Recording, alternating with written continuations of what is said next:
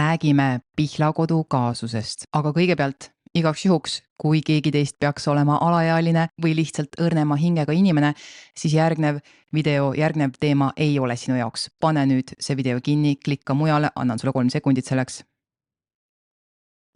Teiste jaoks Pihlakodu, räägime sellest. Juhuks, kui mõned teist ei tea, millest jutt käib, siis Pihlakodu on üks mitte just odav hooldekodu. Viimaste nädalate jooksul ilmnes, et selles hooldekodus, Pihlakodus juhtus midagi väga retsi. Pealtnägija andmetel asus selles hooldekodus aastal 2020 tööle 50ndates meesterahvas, abihooldustöötaja, kellega seoses peatselt hakkasid tekkima probleemid ja väidetavalt mingeid ametlikke lükkeid enne ei tehtud kui 2022, kui ühe hooldekodu elaniku lähedane siis pöördus politseisse kahtlustusega, et see mees üritas tema lähedast vägistada. Hoolimata sellest töötas see mees seal Pihlakodu hooldekodus edasi ja aastal 2023, 30. novembril jäi ta kolleegile vahele.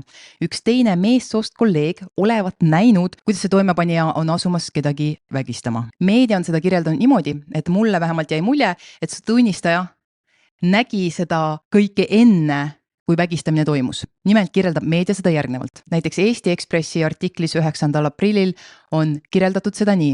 Selgus, et hooldekodu üks töötaja sattus juhuslikult peale hetkele, kui palli alakehaga meesabi hooldustöötaja oli nende ema alakeha paljaks koorinud. Võikast vaatepildist ei suutnud töötaja esialgu kellelegi kiitsatada. Ja siis tulebki välja, et see inimene, kes nägi pealt, et siin hakkab see tüüp midagi hirmsat jälle tegema, ta ei teinud midagi. Ta ei sekkunud ja ta isegi ei rääkinud juhtkonnale sellest enne kui 8. detsembril. Siis läks veel 4 päeva mööda, enne kui juhtkond pöördus politseisse ja siis läks veel 2 päeva mööda, enne kui juhtkond teavitas vägistatud naise lähedasi. Pealtnägija andmetel on see sama tüüp siin samas hooldekodus vähemalt 8 naist vägistanud. Ja kõige selle taustal on prokuratuur otsustanud, et nemad ei näe sellel hooldekodul mitte mingisugust süüd. Mis kuradi mõttes? See kõik, mis Pihlakodus toimus, on iseenesest juba väga rets, aga mis muutis kogu olukorra retsimaks, on see, mida prokuratuur ütles Eesti Ekspressi loos. Nimelt ilmus Ekspressis 9. aprillil lugu pealkirjaga Pihlakodu pääseb puhtalt. Uurimine näitas, et vägistamine ei teinud dementsetele naistele halba. Autor Kristi Vainküla ja toimetanud Kertu Jänese. Ja sõbrad, ma pean ütlema, et see artikkel tekitas segadust. Isegi minu jaoks, kui ma seda juristina lugesin, tekitas see segadust, sest see jättis mulje, justkui mõjutaks vägistamise koosseisu see, kas inimene, keda vägistatakse, on parasjagu dementne või mitte, või mingisuguse kognitiivse häirega. Aga nii see ei ole ja keegi ei ole seda siin nii väitnud. Ometigi mitmed inimesed pärast selle artikli avaldamist hakkasid tegema järeldusi, et kas see siis ei olnudki vägistamine, kui vägistati voodihaiget dementsuse diagnoosiga vanemaealist naist, et kas see siis ei ole vägistamine. Aga seda see artikkel ei väida, kusjuures see artikkel algab juba sellise sissejuhatava lõiguga, et kolmapäeval astub kohtu ette Tabasalu Pihlakodu abihooldustöötaja, keda süüdistatakse vägistamises. Kannatanute jaoks võttis kriminaalasi ootamatu pöörde. Ehk prokuratuur süüdistab seda tüüpi, seda abihooldustöötajat vägistamises, ehk keegi ei väida, et see ei olnud vägistamine. Aga seejärel alustab Ekspress seda artiklit kirjeldusega, et 84-aastane proua K ei karjunud, ta ei tõstnud häält ega kutsunud kedagi appi. Ta ei hakanud vastu, kui Tabasalu Pihlakodu 55-aastane meessoost abihooldustöötaja tema alakeha paljaks võttis ja ta seejärel vägistas. Miks nad seda siin niimoodi kirjeldavad? Sest me saame teada, et jutt on põhimõtteliselt voodihaigest inimesest, kes on raske kognitiivse häirega ja paljudel juhtudel ei saa üldse aru, mis tema ümber toimub, ehk keegi mõistlik inimene ei eeldakski, et ta suudab ennast seal kuidagi tohutult kaitsma hakata. Aga miks siis Ekspress selle artikli nende sõnadega avab? Siis vahendatakse kannatanute lähedaste tsitaate. Näiteks üks tsitaat tuleb välja, et see oli tavaline kahjutu vägistamine. Siis on siin esitatud tsitaat meditsiinivaldkonna inimeselt, seksuaaltervise eksperdilt, kes selgitab ka, et kuigi kehalisi vigastusi ei pruugi alati olla, siis vaimsele tervisele on seal ikkagi ilmselgelt alati kahjulik tagajärg. Okei. Veidi maad edasi selgitatakse artiklis, et nii prokurör kui ka riigi poolt siis kannatanutele määratud advokaat olevat selgitanud lähedastele, et emadel ei ole õigust nõuda moraalset kahjutasu, mis on juriidilises keeles mitte varaline kahju, et neil ei ole õigus seda nõuda, kuna polevat tõendeid, et vägistamine tõi dementsele emale kaasa midagi halba. Ja seda oleks keeruline kohtus tõestada. Ja see kõik jätab väga-väga halva mulje, et millest me räägime. Kannatanu dementsus kuidagi muudab asja soodsamaks kellegi jaoks, et mis toimub ja esitatud on ka siis selle kannatanu lapse selline tsitaat, kus ta küsib ja tsiteerin. Sellest saab järeldada, et kõiki ajukahjustusega inimesi võib vägistada ilma neile kahju tekitamata. Kas narkojoobes magavat naist tohib vägistada või väikest last? Ka nemad ei suuda ju öelda, mida nad tundsid vägistamise hetkel. Ehk kas sellest tsitaadist loeb välja, et justkui inimesed arvasid kogu selle kompoti pinnalt, et kannatanu raske kognitiivne seisund, sel juhul dementsus, et see kuidagi mõjutaks vägistamise koosseisu. Ei mõjuta. Aga selles polnud üldse asi. Siin videos on mu eesmärk laias laastus selgitada teile 3 asja. Esiteks see, et minu arvates tuli meediakajastuses segaseid sõnumeid, mis jätsid osadele inimestele mulje, justkui fakt, et vägistati dementset voodihaiget, kuidagi mõjutaks seda, kas tegemist on vägistamisega. Ei, sest ka prokuratuur arvas, et see on vägistamine ja selle süüdistusega läks ju ka süüdistusakt kohtusse. Ehk ma selgitan teile ära, miks see meediasõnum minu arvates oli segane. Seejärel ma räägin teile sellisest asjast nagu tsiviilhagi, mis on tegelikult, vähemalt mulle tundub meediakajastuse pinnalt, on kogu selle segaduse algpunktiks tsiviilhagi esitamine ja see, et siin ei läinud koos süüdistusaktiga kaasa tsiviilnõue selle vägistaja vastu, et kuuled, korva nüüd moraalset kahju ka kannatanutele, seda seal kaasa ei läinud ja tegelikult see on see probleem, millest see segane sõnum ka alguse saab. Ja viimaks juurasõpradele video teises pooles ma räägin natuke sellest hooldekodu vastutuse küsimusest, sest sõbrad, minu jaoks on täielikult mida perset kuubis see, et prokuratuur ei näe siin hooldekodul süüd. Minu arust on väga selgelt tegemist mitte-ehtsa tegevusetusdeliktiga. Need on sõnad, mille hääldamine teeb mulle haiget, ma ei ole kriminaalõiguse inimene. Üritasin endale seda asja meelde tuletada selle video tarbeks ja üritan teile ka selgitada, kuidas mina seda näen. Et kui näiteks Ekspressi kirjatikis prokuratuur kommenteerib, et nad ei näinud Pihlakodu tegevuses midagi, mida saaks nagu karistusõiguslikult ette heita, siis mina mõtlen, et mida kuradit, mis tegevust? Küsimus on tegevusetuses. Et kui sul töötas seal tüüp, kelle kohta juba aastal 2022 tehti politseile avaldus, et midagi on valesti, ta töötas seal edasi, mis kuradi järelevalvesüsteemid teil seal olid, kas üldse? Ja siis räägime sellisest asjast nagu garandiseisund, ehk see hooldekodu ise juriidilise isikuna ja kõik hooldustöötajad seal on garandiseisundis, neil on juriidiline kohustus tagada elanike heaolu ja neid kaitsta, mis tähendab, et tegelikult vastutab ka see tüüp, kellele see vägistaja vahele jäi ja kes ei öelnud kellelegi midagi, ka tema vastutab. Ja minu hinnangul vastutab ka hooldekodu, aga sellest räägime siis video teises pooles. Nagu ma enne selgitasin, siis selle Ekspressi 9. aprilli artikli järgi oli ka üks siis kannatanute lähedastest küsinud, et kas siis narkojoobes magavat naist tohib vägistada või väikest last. Ka nemad ei suuda ju öelda, mida nad tundsid vägistamise hetkel. Ehk ka sellele inimesele siin tundub, et jäi mulje, et kuidagi ei oleks tegemist vägistamisega, kui kannatanu ei saa aru, mis toimub. Näiteks seetõttu, et ta on raske kognitiivse häirega või vanuse tõttu või mida iganes.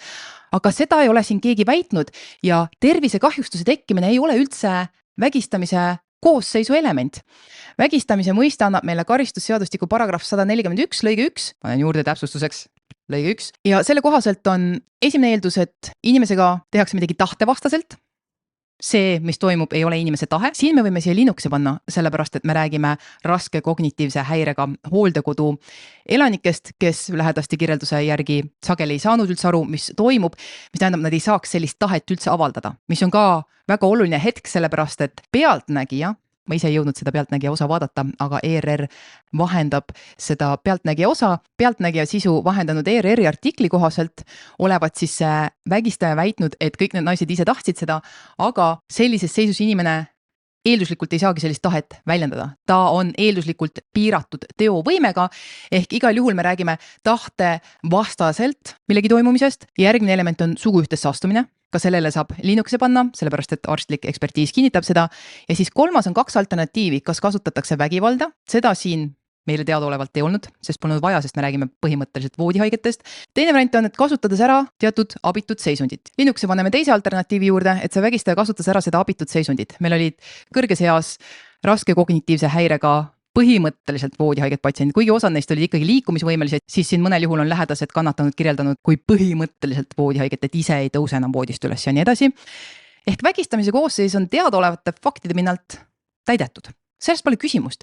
Aga kus see tervisekahjustuse jutt siis sisse tuli? Nüüd sellel paragrahvil 141, mis ütleb meile, mis on vägistamine ja mis on selle eest ette nähtud karistus, tal on lõige 2, mis näeb ette kvalifitseeritud koosseisud ehk raskemad koosseisud selles mõttes, et on midagi, mis muudab selle veel hullemaks ja neist üks mainib küll tervisekahjustust. Punkt 3 ütleb, et vägistamise eest, kui sellega on tekitatud kannatanule raske tervisekahjustus, siis nähakse ette karistusena 6–15 aastat vangis. Muidu nii-öelda tavalise vägistamise puhul on karistus 1–6 aastat, mis sõbrad minu arvates on täiesti häbiväärselt madal. Teades, kui raske on tõendada vägistamist, kujuta ette, et läbid selle kuradi kadalipu, inimene mõistetakse süüdi ja siis ta saab aasta karistust. Täiesti haige süsteem, aga ma jätan selle praegu sinna paika. Põhimõtteliselt mingisugune tervisekahjustuse küsimus ei tule üldse nagu mängu vägistamise koosseisuga.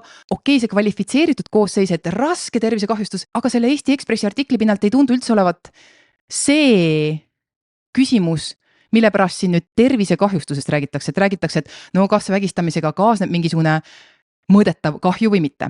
Aga kust see siis tuleb? Sõbrad, mulle tundub, et see tuleb tsiviilhagi küsimuse juures. Meil on Eestis selline kohtusüsteem, et meil on 3 astet. Esimene aste on halduskohtud ja maakohtud, sealt edasi saab vaielda ringkonnakohtusse, sealt edasi riigikohtusse. Ja maakohtud on need, kes lahendavad nii tsiviil- kui kriminaalasju ja halduskohtud siis haldusõigusega seotud asju. See ei puutu praegu asjasse, kriipsutame maha.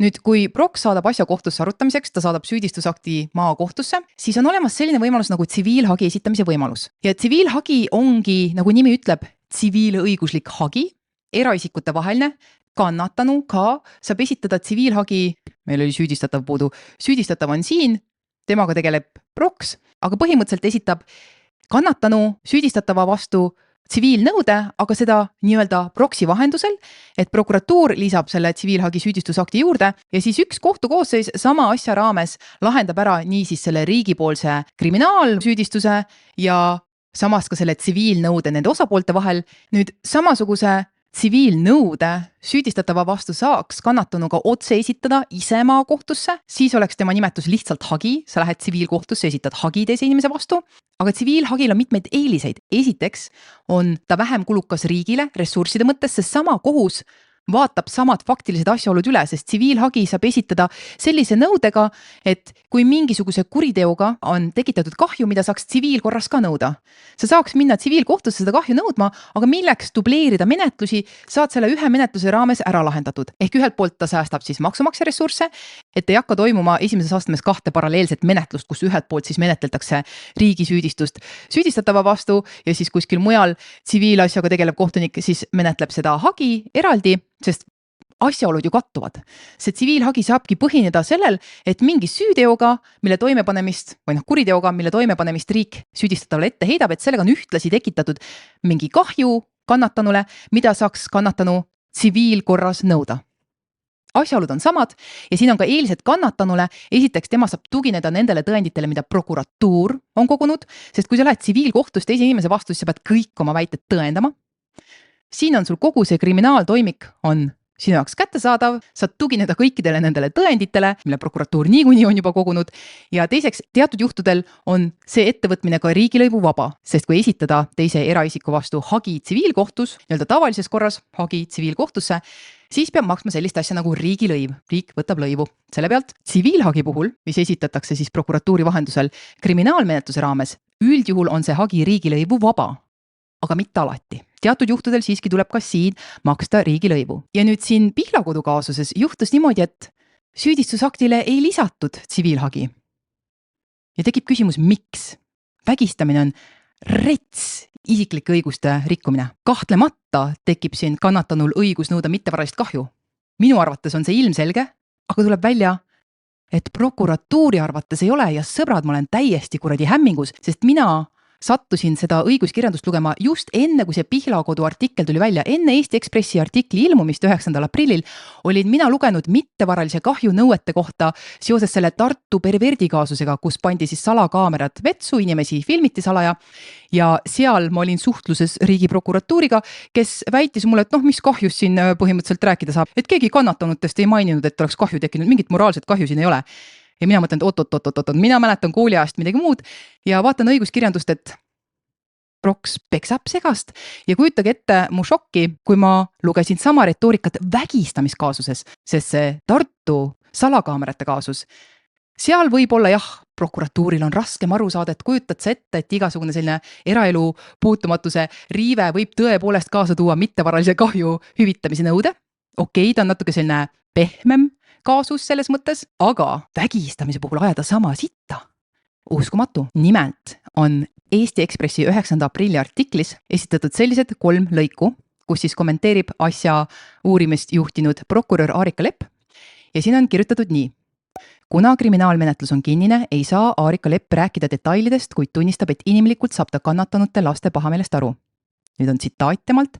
Ma ei taha, et sellest juhtumist jääks kõlama mõte, et dementsele inimesele ei saa kannatusi põhjustada. Kahtlemata saab, kuid selles juhtumis me ei leidnud neid, selgitab Lepp. Ta kordab, et mittevaraline kahju eeldab, et inimesel tekkisid vägistamisest mingid häired. Ei eelda, Aarika! Ei eelda! Mida perset? Ei eelda! See on uskumatu, et prokurör siin seda väidab.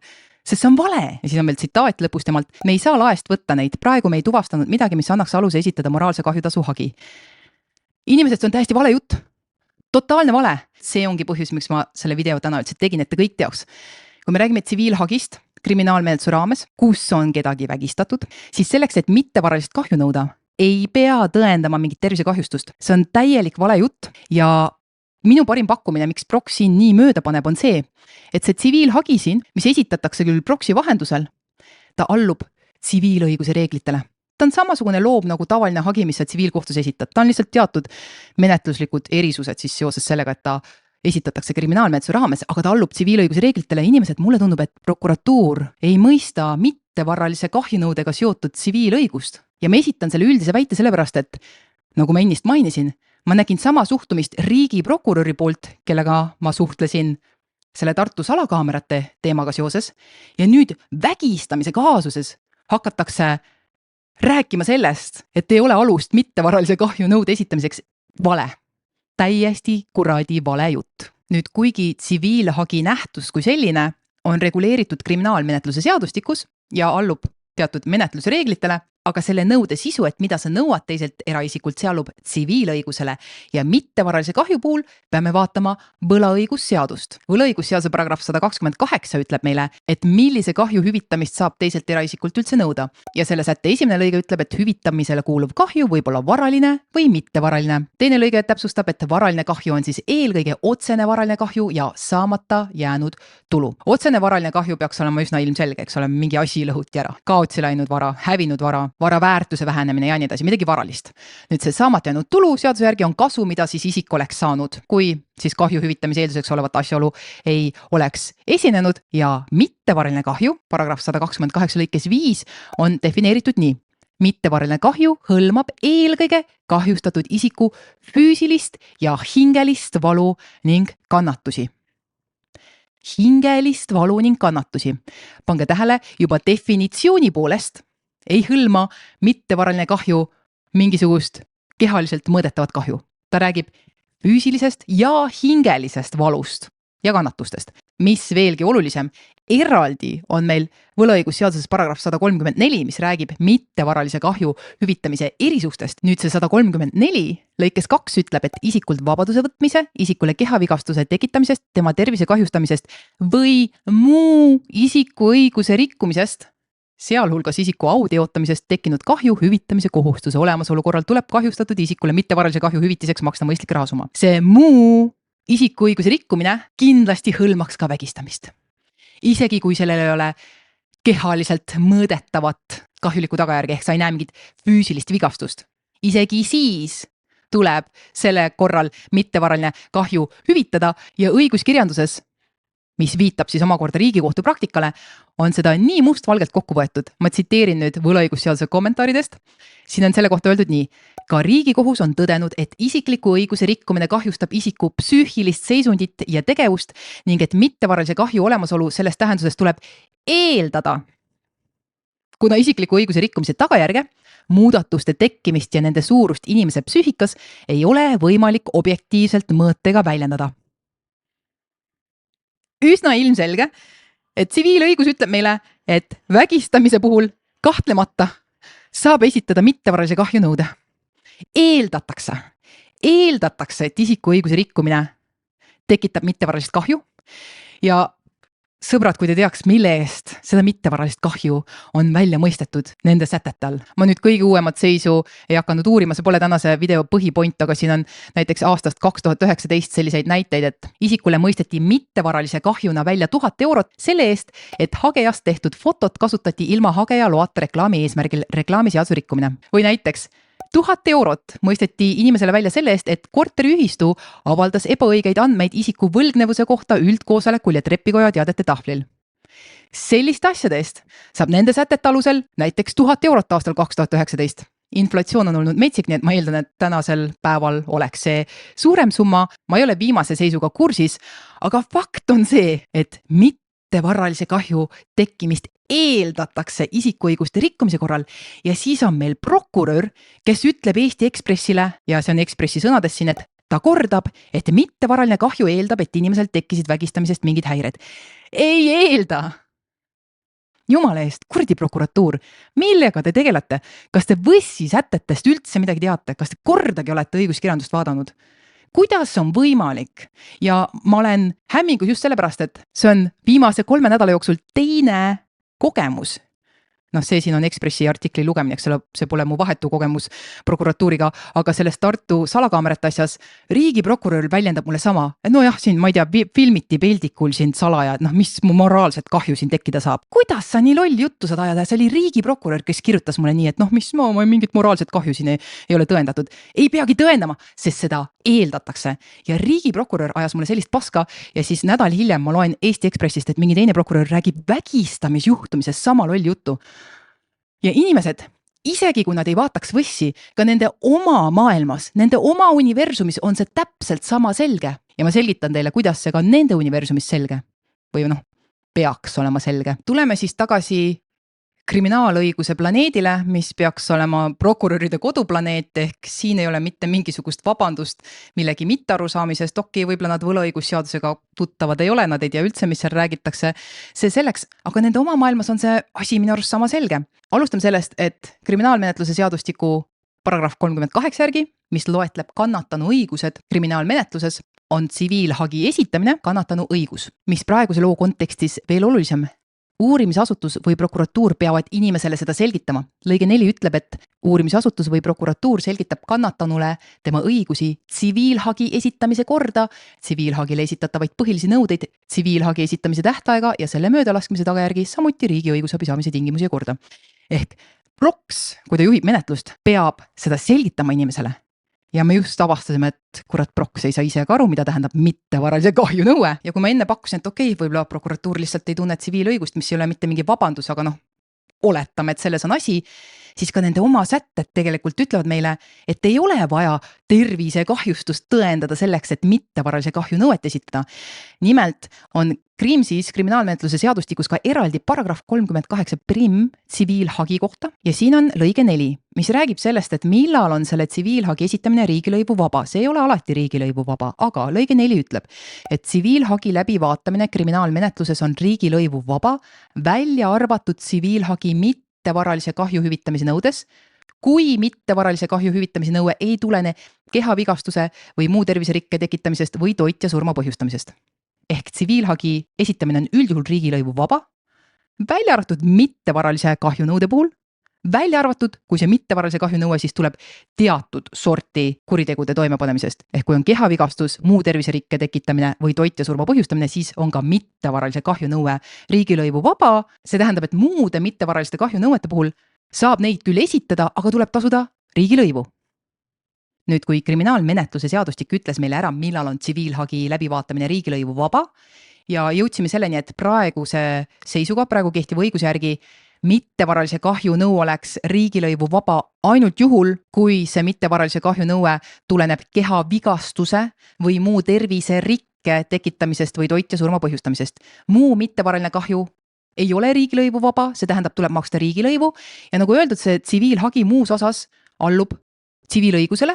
Ehk riigilõivu osas tuleb ka vaadata tsiviilõigust ja mittevaralise kahju puhul, siis sellise puhul, mis ei ole Kriimsi järgi riigilõivu vaba, vaatame, tsiviilmenetluse seadustik ütleb, et kui sa esitad rahalise nõude, siis kujuneb riigilõiv selle rahalise nõude suuruse järgi. Näiteks ERR-i vahendusel siis pealtnägija andmetel olevat siin kannatanu lähedased soovinud 100 000 eurot mittevaralise kahju hüvitamist, mis juhul oleks tasumisele kuuluv riigilõiv 1680 eurot. Teine variant on võimalus mitte öelda summat, sa ei ütle mingit summat, sa ütled kohtule, et ma soovin mittevaralise kahju hüvitamist. Sel juhul tuleks tasuda riigilõivu 420 eurot.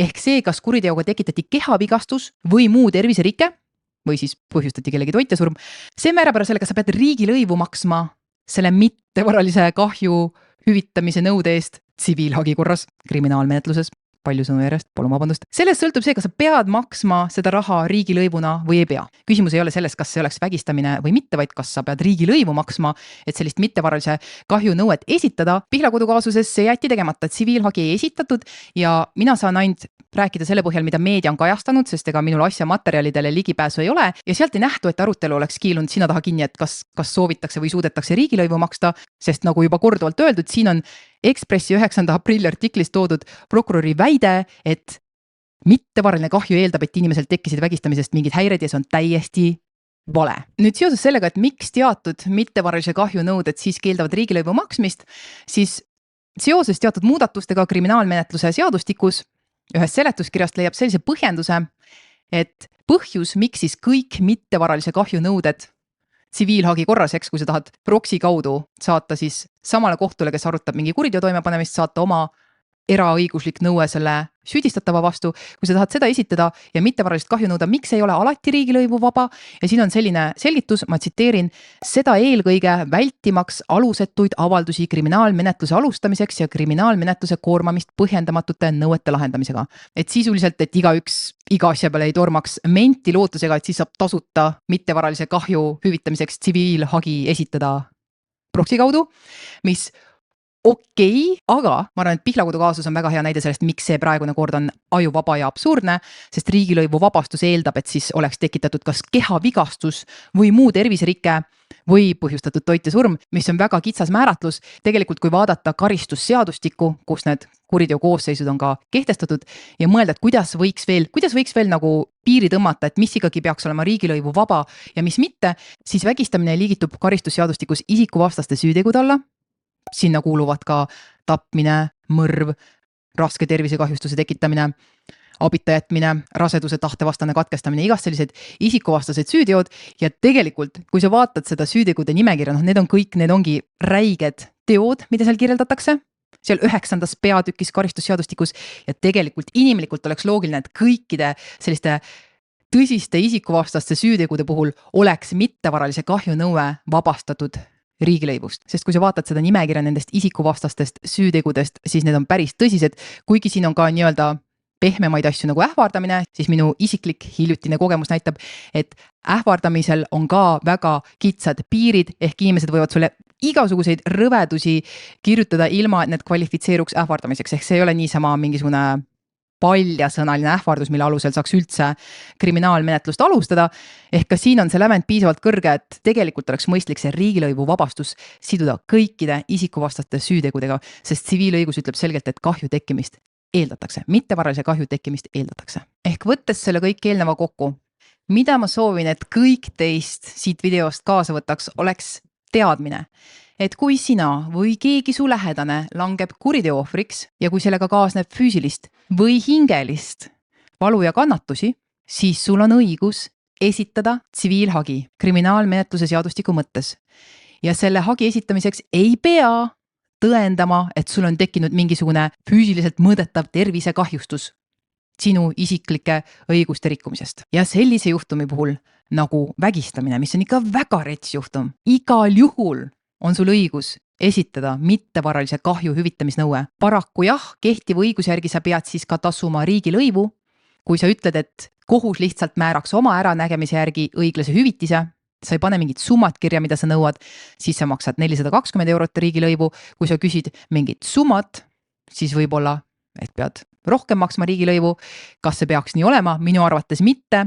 Võimalus seadusandjale olukorda veits õiglasemaks teha, et muudaks nüüd seda tsiviilhagi esitamisel mittevaralise kahju nõude riigilõivu reegleid ja kenasti paigutaks sinna ka sellised räiged isikuõiguste rikkumised, millega füüsiliselt mõõdetavat välist tervisekahju ei teki. See oleks õiglane, see tuleks ära muuta. Aga teie võtke teadmiseks, et see proksi jutt siin sellest, et siin ei saanud mittevaralise kahju nõuet kuidagi esitada, et mingit tervisekahjustust või midagi ei olnud. Hülge pask. Täiesti ebapädev jutt. Saab küll mittevaralise kahju nõuet esitada, mittevaralise kahju tekkimist eeldatakse. See on kõige olulisem, mida ma soovin, et te kõik võtaks kaasa siit teadmisena. Ja nüüd ma lähen edasi siis sellega, mida ma lubasin juurasõpradele. Siin kanalil on tavaks see, et esimene osa videost on kõigile mõeldud. Selline sõnum, mida ma arvan, et kõik peaks kuulma, mis oli siis see jutt tsiviilhagist praegu. Ja nüüd juurasõpradele, kes on selle kanaliga liitunud kas siin YouTube'is juurasõprade ringiga või platvormil www.plurbay.com/tavakodanik, kus saab liituda veidi soodsamalt kui YouTube'is ja vaadata kõike reklaamivabalt, või ka ühekaupa osta terve see video, mida saab siis seal tervikuna vaadata täiesti reklaamivabalt. Need juurasõprade jupid, nende videote lõpus on mõeldud neile, keda huvitab juura või need kaasused pikemalt, rohkemalt, täpsemalt. Ja nüüd ma tahangi käsitleda seda hooldekodu vastutuse küsimust. See ei ole asi, mida teil kõigil on ilmtingimata vaja teada. Aga ma tahan, et te teaksite nii palju. Ekspressi artiklis, 9. aprilli artikkel, on küsitud prokuratuurilt. Ekspress on küsinud, miks ei vastuta kuritöö eest ka Tabasalu Pihlakodu? Ja vastus on selline. Eeluurimise käigus kogutud tõendite põhjal ei tuvastatud, et Pihlakodu oleks teinud midagi, mille eest saaks ta karistusõiguslikult vastutada. Pange tähele, nad ütlevad, ei tuvastatud, et Pihlakodu oleks teinud midagi, mille eest ta saaks vastutada. Ja sõbrad, see on kuradi hülge pask, sest küsimus pole selles, et nad oleks midagi teinud, vaid küsimus on nende tegevusetuses. Kas olid turvakaamerad? Kas elaniku vahetus läheduses, nii et ta saaks kohe seda haarata, oli mingi paanikanupp? Kas ligipääs ruumidesse oli piiratud isikuliselt? Näiteks siin on mainitud, et osade patsientide puhul neil oli lepinguspunkt, et meeshooldajad ei tohiks tegeleda nende emaga. Lisaks on Sotsiaalkindlustusamet selgitanud, et see vägistaja oli abihooldustöötaja, kes ei tohiks üldse üksi tegeleda inimestega, ehk temal ei tohiks üldse üksi olla ligipääsu neile. Kas tema ligipääs oli välistatud? Kõik need asjad, mida oleks pidanud tegema, tagada elanike turvalisus, et seda ära hoida. Kas neid tehti? Ja kui on küsimus selles, et mida siis, mis see koosseis on siis, mille alusel saaks turvakodu vastutusele võtta, siis vägistamise koosseis. Jah, ka juriidiline isik võib vastutada vägistamise eest, see on mustvalgelt karistusseadustikus kirjas. Karistusseadustiku paragrahv 141 lõige 3 ütleb, et selle paragrahvi 141 esimeses 3 lõikes, kus on siis need vägistamise koosseisud, selle teo eest, kui selle on toime pannud juriidiline isik, karistatakse rahalise karistusega. Täitsa päriselt juriidiliselt, tõsiselt saab vastutada juriidiline isik vägistamise eest ja minu hinnangul praegusel juhtumil selle pinnalt, mida avalikkusele on vahendatud, absoluutselt võiks rääkida hooldekodu vastutusest ja sellest me nüüd juurasõpradega räägimegi. Aitäh kõigile vaatamast, kuulamast ja järgmise korrani läheme edasi juurasõprade osaga.